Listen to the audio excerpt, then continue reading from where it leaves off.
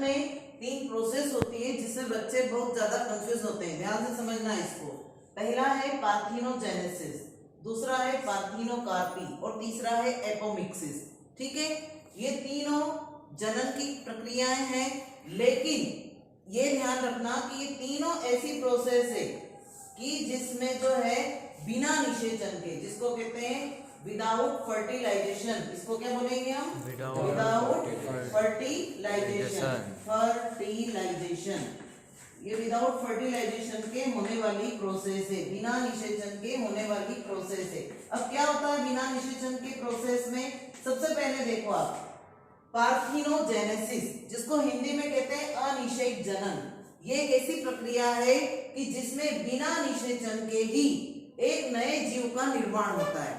अलैंगिक जनन ही हुआ एक तरह से, है ना, क्योंकि इसमें नर युग्मक मादा युग्मक बनते तो हैं, लेकिन उन दोनों के बीच संयुग्मन नहीं होता, संलयन नहीं होता, और बिना निषेचन के ही एक नए जीव का निर्माण हो जाता है।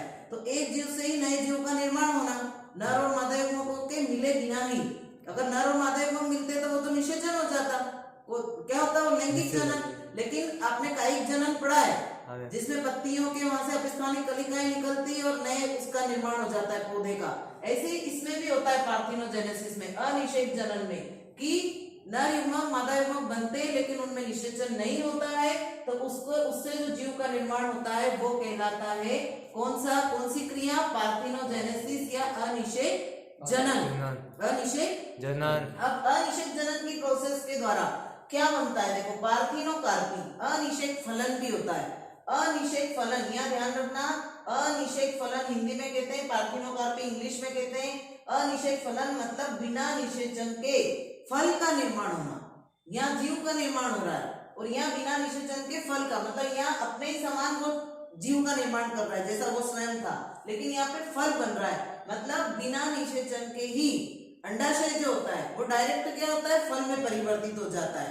अंडाशय क्या होता है? बिना निषेचन के ही डायरेक्ट फल में परिवर्तन हो जाता है, तो उसे कहते हैं पार्थिनोकार्पी। और ये किसमें होता है? जनरली जो गूदेदार फल होते हैं, जैसे केला, पाइनएप्पल, जो गूदेदार फल होते हैं ना, उनमें ये वाली पार्थिनोकार्पी की क्रिया होती है, अनिषेक फलन की। ककड़ी में भी होती है, मतलब उनमें बिना बीज के। तरबूज में भी होता है कभी। तो ये जो है इनमें बिना बीज वाले जो फल बनते हैं उनमें पार्थिनोकार्पी की प्रोसेस होती है। एक हम अपने तरीके से उगाते हैं उनको कि हमको बिना बीज वाले चाहिए, तो क्या करें? उसके लिए हार्मोन का छिड़काव करना पड़ता है। किसका? हार्मोन का, ऑक्सिन, जिब्रेलिन, इन हार्मोन को, ताकि उससे वो क्या हो? उससे क्या होते हैं? वो उत्तेजित होते हैं, सक्रिय होते हैं हार्मोन के कारण, और उनमें जो है फल बनने की प्रोसेस शुरू हो जाती है। तो बिना निषेचन के फल बनने की क्रिया, बिना निषेचन के नया जीव बनने की क्रिया, अपने ही समान, तो उसे पार्थिनोजेनेसिस, फल बनने की क्रिया पार्थिनोकार्पी। और एक होती है एपोमिक्सिस, जो बिना निषेचन के बीज बनने की क्रिया। क्या बनता है इसमें? बीज बन जाता है बिना निषेचन के। इसमें भी हार्मोन उपचार दिया जाता है उसको। तो ये एपोमिक्सिस, इसमें तीनों में समानता ये है कि ये विदाउट फर्टिलाइजेशन होता है। कैसा होता है? Without fertilisation. हाँ, बिना निषेचन के होने वाली प्रोसेस है पार्थिनोजेनेसिस, पार्थिनोकार्पी और एपोमिक्सिस। इसमें बनता है नया ऑर्गेनिज्म, ऑर्गेनिज्म मतलब नया जीव, इसमें बनता है फ्रूट और इसमें बनता है बीज। ठीक है, ओके।